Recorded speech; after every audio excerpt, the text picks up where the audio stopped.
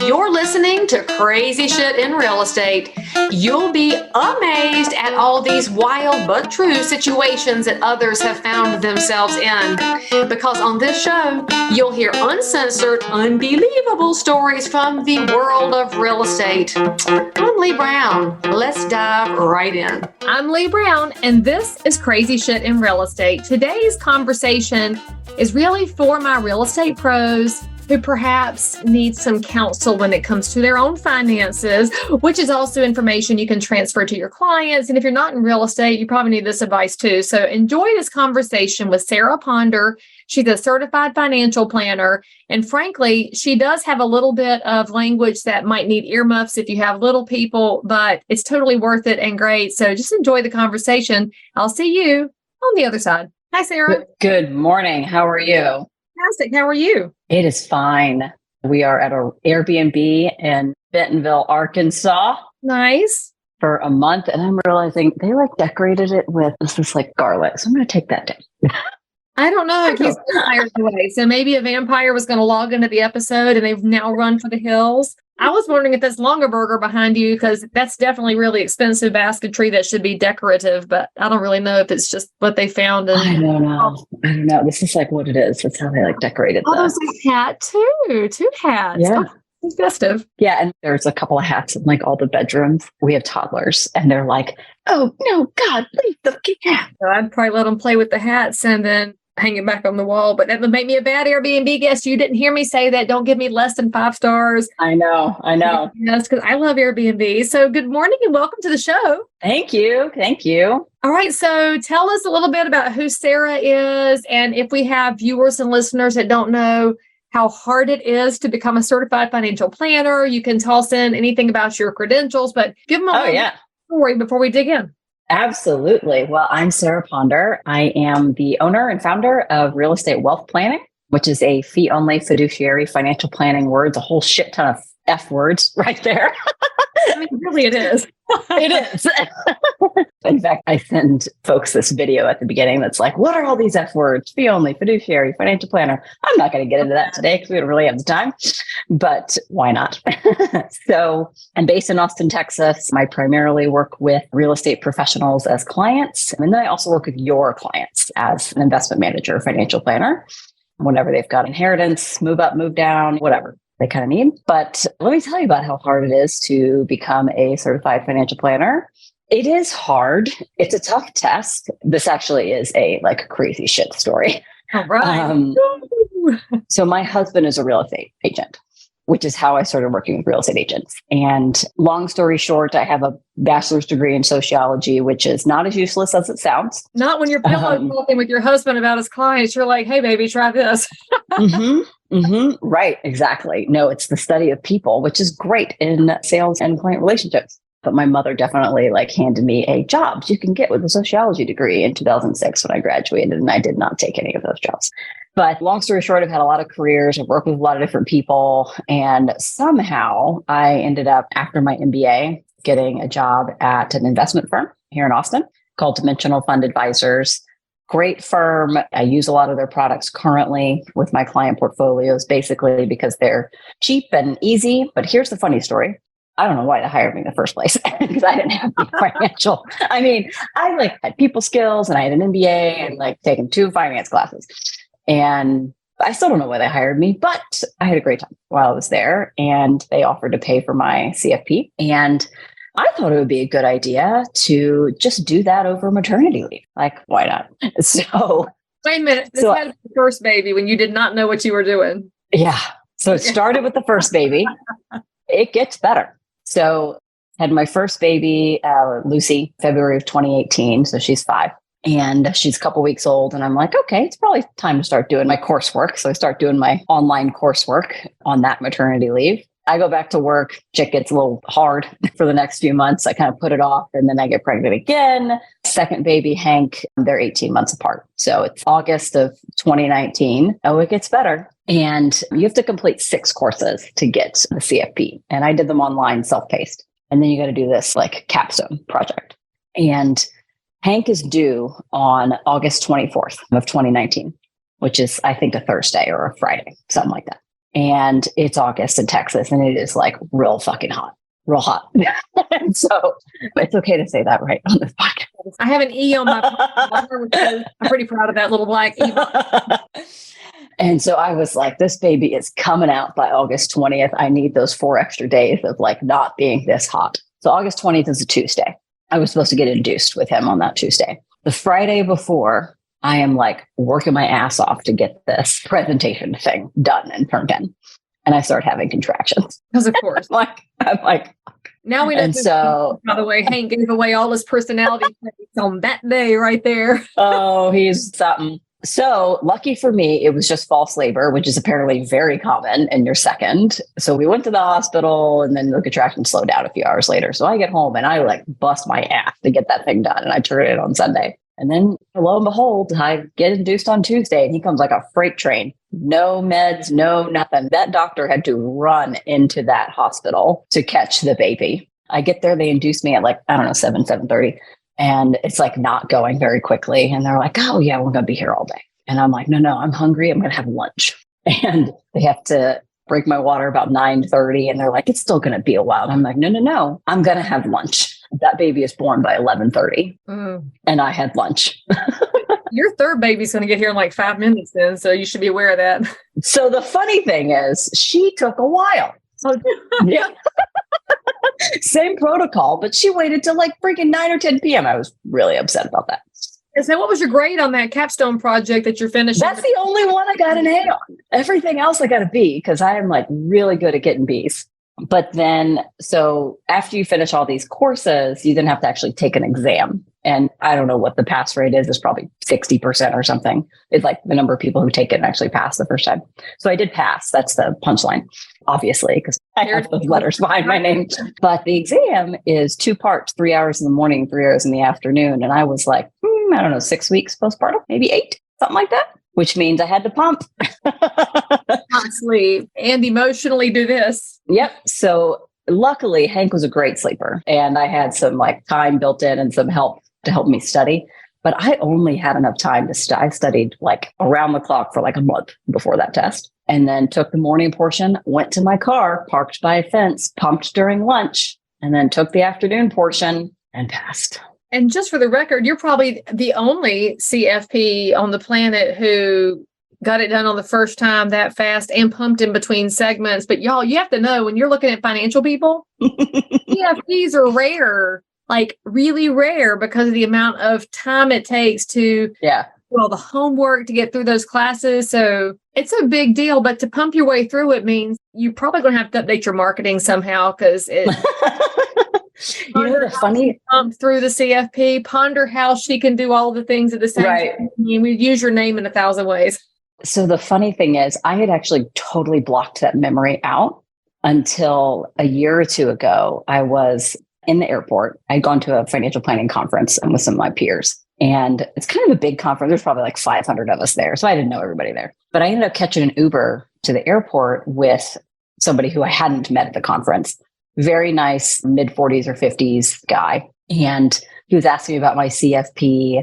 So I told him the basics of the story. But I left out the part about pumping because I, honest to God, did not remember it. And then he asked me, he was like, oh, I bet you had to pump like while you're taking that test. And I was like, oh my God, I did. And I like now very clearly remember moving my car so that I'm like right in front of a fence and not right in front of the fucking door. Wife must have just had a kid for him to be that focused on the pumping. Yeah, I think he may have. But yeah, so he like literally brought that memory back for me. All right. So you're kind of a unicorn in the financial planner space, because the vast majority that we encounter on the real estate side are very anti-real estate, and they would actually... And they're men. Well, that's very true. But they'll tell them, just do the equities market. If you're nervous, do some bonds over here. Let's toss in some muni. And let's do some easy spiders. They want to give them everything except real estate. And one of the things that we desperately need as real estate counselors is financial partners who can say, yes, real estate has a place as part of your diversification strategy. Totally. Especially if we're working with multiple property investors who got to talk 1031s and they got to do some complicated advanced tax strategies. So I'd love to know how you start that conversation with an investor, a normal setup. So like the normal person whose 401k rolled over to their IRA, now they've got $100,000 sitting in their account. They've only ever had the Vanguard funds that came from their company. They call me as their real estate pro and say, I want to invest. One of the first things I say is, let's talk the financial strategy. Let's talk about the tax picture. How do we set everything up? Because we got to have a whole team. Where do you start somebody when they come to you with a lump sum and say part of it should be in real estate? That's a great question. My answer is probably not what you'd expect because everybody is different. And I know like that's sort of an adage, but it is honest to God true. And rules of thumb, they're great for most people. And I'll give you a couple. One is, I would say most of my clients are kind of 50% equities, cash, bonds, whatever, and probably 50% real estate, somewhere in that like 40 to 60 band, basically. But it's not for everybody. I have some clients that are 100% one way or the other. And the reason honestly just boils down to like who you are and like what your life is like and what liabilities you have coming up, what kind of cash flow needs you have. Like, are you about to pay $200,000 for college over the next couple of years? If so, you probably need to have some cash on hand. It's in some form or fashion. Not that I'm suggesting you do that, but some people have already committed to something, right? And so they're already kind of in that boat. And so everyone's life is different. That's the first thing I'll say. So my process is to take in some data, but then I don't give any answers until after we've had what I call an imagination vision meeting, where we really map out how you really want to spend your time and your treasure and what your vision and values are. Because if you don't do that, I can't tell you what the best place is to put your money. Because at the end of the day, almost any investment is fine. Almost. As long as the investment makes sense to you, makes sense to your goals, and is economically viable, it's fine. Our goal here is not literally to get the very best returns. Our goal here is to fund the life that you want to have. And for some people, that means a stock portfolio. I mean, maybe you inherit it and you've got some capital gains. I've got that happening all the time with clients. Maybe it's real estate that you plan to hold 15, 20, 25 years, or it could be a mix of the two. So there's not a prescription. The only prescription I have is that you have to do some life planning and identify how you want to spend your time and your treasure, meaning your dollars and your cents, and what are your vision and what your values. After we know that, then we'll talk about strategy. If you are remotely awake, then you know that we are heading into some really tricky economic times. We have home buyers that have put the kibosh on buying. We have sellers who have found out suddenly their houses aren't dipped in 14 karat gold. And as a realtor, you are still trying to keep up with the business you have and trying to answer questions in the meantime, while also managing sky high fuel cost at the pump. Never fear, because my new video course is coming out right now, and it's called How to Dominate During a Recession. I've been a realtor for 22 years. My business went up every year during the Great Recession, and it's all because of education. This course is 4 modules. There might even be some bonus content for you. The price is $199. I am delighted to bring this out as quickly as possible because, friends, there's no time like the present to make sure our neighbors are stronger and we protect the American dream. Click on this link, www.dominatethisrecession.com, and I'll see you there. Now, back to this amazing content. So funny because that's so intuitively basic. And it's the one thing we have a hard time getting clients to do is sit down and think about things before they do things, which is wild because that money does burn a hole in your pocket, or they watched some webinar or saw some Instagram post. Somebody who says, invest here and make the money. Here's an investment. I'll write you a check. You're like, whoa, wait. Whoa. And I had somebody call me last week. I want to buy some investment real estate. I said, great, let's chat about it. They said, no, send me some properties. I'm like, I could send you everything in the market because it could all be a different kind of investment, but they're not all suited for everybody. I buy inexpensive C-class multifamily because I want to provide affordable housing. A lot of people don't have for that, but that's okay. So now let me ask a question, because when you're thinking about, would you say imagination vision session? So if you're going to have an imagination vision session with a top producing realtor, which I know that's one of your specialty groups that you serve, our people make a lot, spend a lot, and then they start selling more houses. And so then they make more and then they spend more. And I have found in my years of coaching professionals that realtors have a very hard time not spending everything they make. And then they get to a panic point at some point in their personal life and say, holy shit, I don't have a 401k or a pension. And maybe they no longer have a spouse. And they're thinking, what is your strategy for structuring that imagination session for a commission-led life where somebody may have a high level of success, and that also comes with a little bit of, how do we say it nicely, ego, that they would have to decide to listen to the Sarah Ponder advice on things. Get a little insight from you about. Yeah. They're all listening, Bob. They know who I've called out. I just called you out. Go ahead and hit me up in the comments and I'll send you. And if you're already my client and that's your story and you know who you are, you better listen to this too. No, your client should reply to my people who are commenting now and say, actually, you should listen to Sarah and newly stepped on your toes. So carry on. All right. Let me blow your mind here, Leigh. There are 2 ways to get wealthy. Okay. There's actually 3 ways to get wealthy. Let me define wealth first. Wealth is the ability to wake up in the morning and do whatever the fuck you want to do. That is wealth. It is not a number. So wipe that out of your brain. Wipe it out of your brain. Say it again, Mama. Say it again for the people in the back. Wealth is the ability to wake up in the morning and do whatever the fuck you want to do.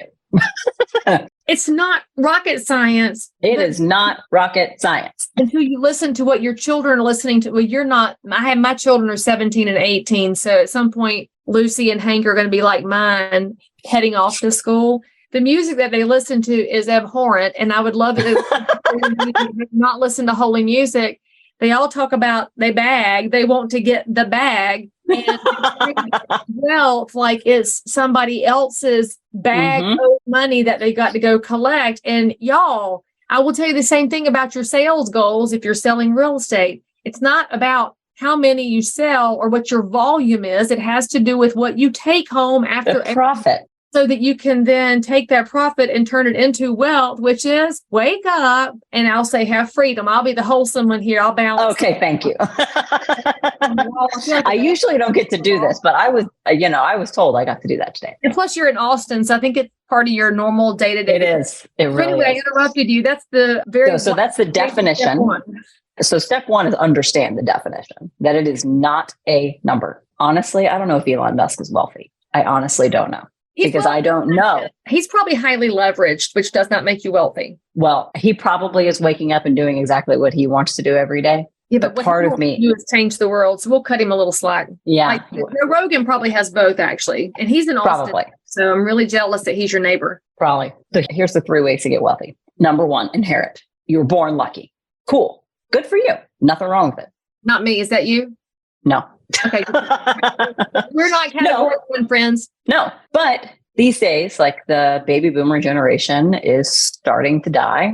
That wealth transfer is starting to happen. And some of them, like I have a client that inherited basically enough money to live the rest of their lives comfortably. They're around 50 and they're not splashy people. And their parents did it also not by being splashy people. They were teachers and they inherited a couple $1,000,000.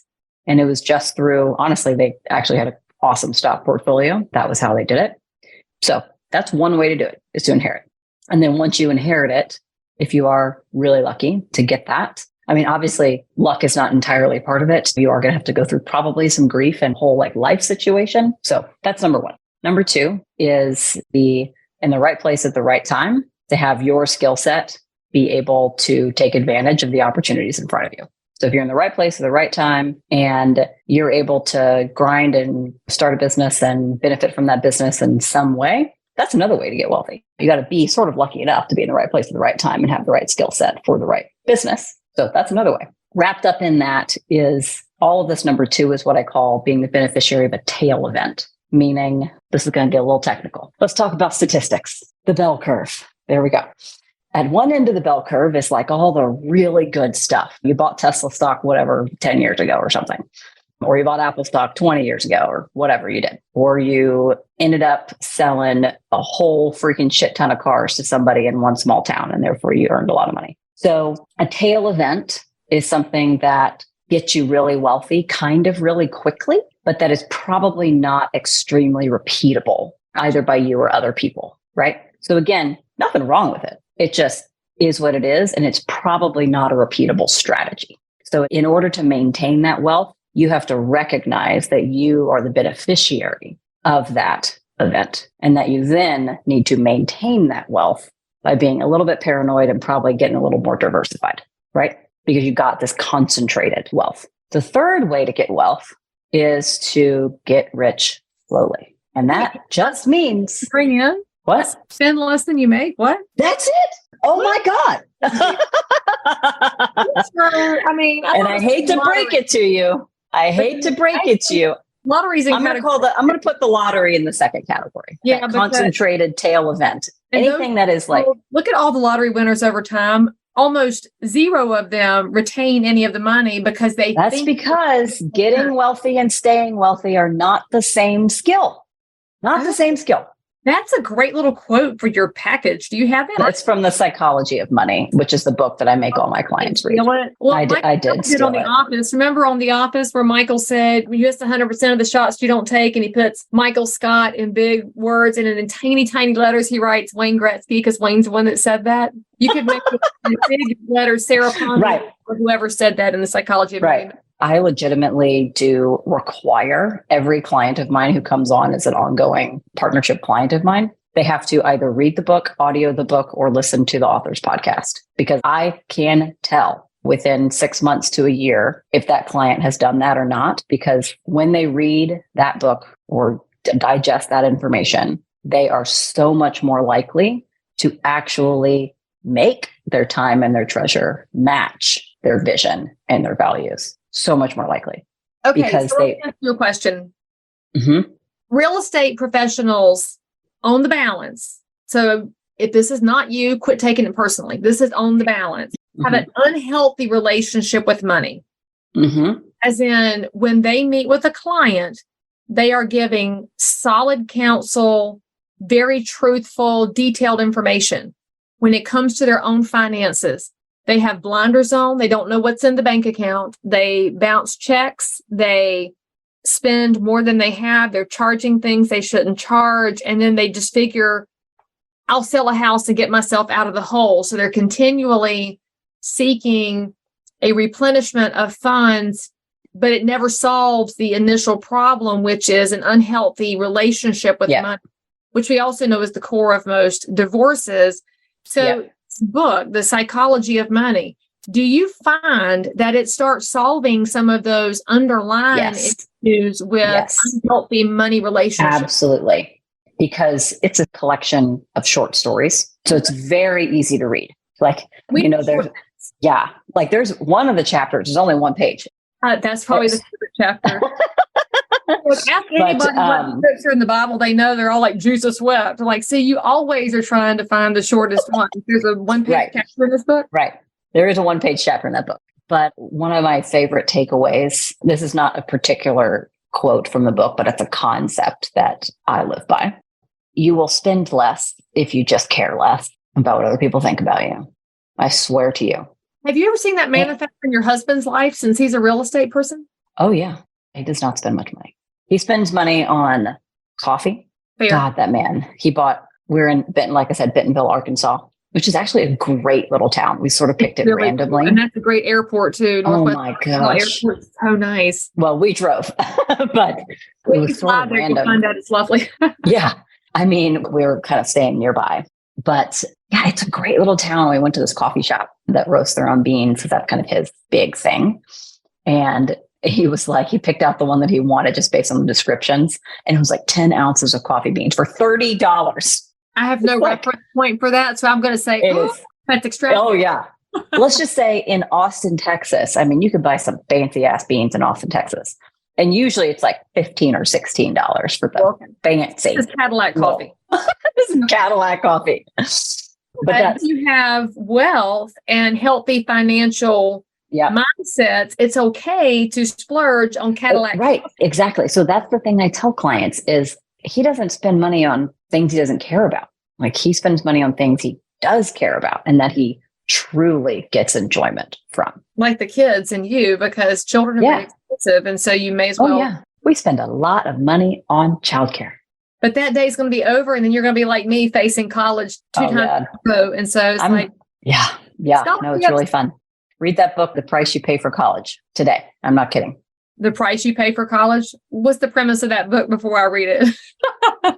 So it's by a journalist that does mostly higher education reporting. Mm-hmm. And he just kind of breaks down what to look for when you're on the college search, like figure out what matters to you and your kid in that college search, and then how to look for those things in the school. Oh, that's pretty. I don't want my kids indoctrinated. And if they're degree in studies, I'm not paying for it. And third, whatever I pay for, my kids are signing a note to me because they're going to have to pay me back because I can't finance retirement, but they can finance college. But I'm a better bank than they may. Plus, and the government using this as carrot and stick right now is infuriating to me as a taxpayer. But, that's a whole different conversation. But the other big thing in there is it talks a lot about how to get merit aid, like what are the best strategies for merit aid and, that kind of thing. A lot of it goes unapplied, which is insane to me. I applied for everything, including I got soil and water conservation scholarship, but I wasn't a soil and water student. Nobody else applied for it. I got a rodeo scholarship and I hadn't been to the Houston rodeo. Yeah, I know. Really weird. Wait a minute, you weren't like roping and riding, you just applied for it? No. Are you serious? I swear. Amazing. $10,000. Okay, so we totally are rabbit holing here on college, but all right, so let's wrap our episode up because my people have no attention span. What is the one thing you would tell real estate professionals about financial planning after they read The Psychology of Money? So they've all raised their little right hand and written in the comments, you're going to read Psychology of Money. Or audiobook it or listen to the podcast. It's the Morgan Housel podcast, one or the other. We're not going to judge. After yours. Reading, but you probably should read it and get your little highlighter out because it's how you retain information. But anyway, after they absorb the knowledge of Morgan, what's the next thing you wish they would all do, Sarah? Take your check that you get, and I want you to divide it into 3 bank accounts. I tell my people to do this, but I put them in 4 bank accounts. What are your 3? I know. So profit, taxes, and then, so you put the money all into one. There is the more complicated profit first system, which has 5 bank accounts. I have found most real estate professionals just can't deal with that. So I have them in 3. So you put the money into operating expenses. That's where you deposit. You pay all your stuff out of that. So let's say you get a $10,000 paycheck. Congratulations. You just did a great job. Take about 10% of it every time. And immediately on the same day that you deposit the check, take 10% of that, so $1,000, put it in your profit savings account. Do that every time you get a check because you are running a business, right? So do that first. Pay yourself first, that profit, 10% profit. Now, depending on your tax situation, you got to talk to your tax professional, financial preparer, a planner to figure out about how much to save for taxes, but it's somewhere between 15 and 30%, depending on your situation. So ask first. Take that chunk that you've been told and put that in another account. And then every quarter, pay those quarterly taxes out of that account, okay? That leaves you, let's call it 60, 70% left. Out of that business, out of that 60, 70%, you shouldn't be running your business on any more than 30, anymore, probably 25. So that means your life is being run at about 30, 35%. So that 30, 35%, that's your money to run your life, okay?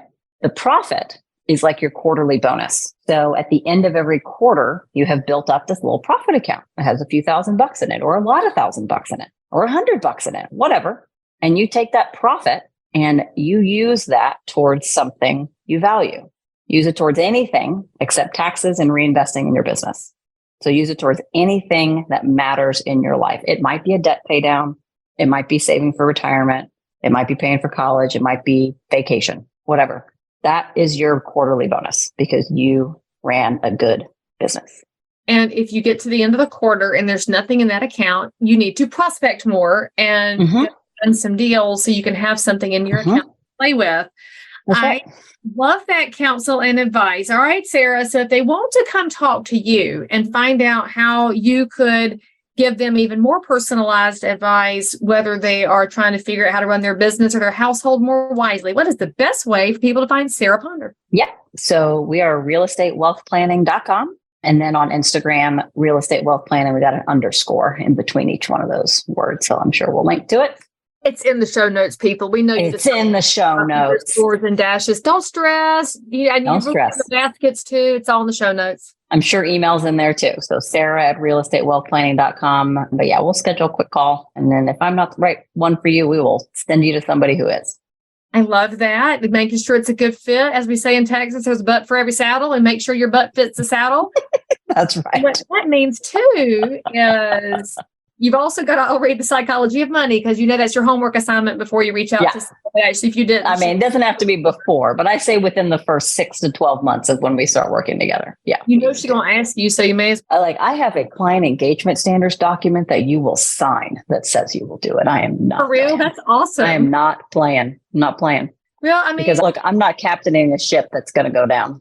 I'm not captaining a ship that's going to go down. You are full of everybody else's little friends. That I came up with. Put them all over your Instagram account, and on the internet, Abraham Lincoln said everything. So Sarah Ponder may pretty much. Hey, thank you so much for coming on the show. Absolutely. Some great little insights and homework assignments for my listeners and viewers of all shapes and sizes, whether you're in real estate or out. This is good information to help you get a handle on your finances, because whenever the economy is wonky, you do not have to panic if you are planning. So instead of panicking, do a little planning, and check out all Sarah's information in the show notes. Again, Sarah, thank you for coming on the show, and we'll see you sometime. All right. See you later. Thank you. As always, I'm so super thrilled that you joined in for more crazy shit. And if you're a realtor, investor, inspector, lender, or just a regular human being who happens to have an unbelievable story that you need to tell the world about, or frankly, you just need to one-up the story you just heard, then make sure to DM me on Instagram @LeightThomasBrown, or tweet me @LeightBrown, or frankly, any social network where you hang out. I'm there. And if you had some fun, then you totally want to subscribe so you don't miss out on any future episodes.